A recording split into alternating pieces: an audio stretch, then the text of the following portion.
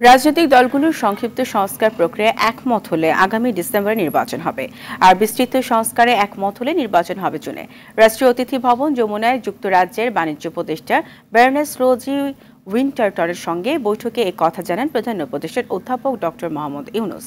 বৈঠকে দেশের স্বাস্থ্য খাত শক্তিশালী করতে যুক্তরাজ্যকে সহযোগিতা বাড়ানোর আহ্বান জানান ডক্টর ইউনূস। এদিকে প্রধান উপদেষ্টার সঙ্গে বৈঠক করেছেন স্পেনের পোশাক প্রতিষ্ঠান ইন্ডিটেক্সের প্রধান নির্বাহী কর্মকর্তা অস্কার গার্সিয়া মাসিরাস।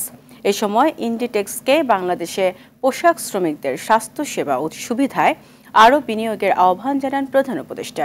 এছাড়া তার সঙ্গে বৈঠক করেছেন সিমেন্ট কোম্পানি হোলসিম গ্রুপের এক্সিকিউটিভ কমিটির সদস্য মার্টিন ক্রিগনার। এদেশের দীর্ঘমেয়াদী কার্যক্রম চলমান রাখতে আগ্রহ প্রকাশ করেন তিনি।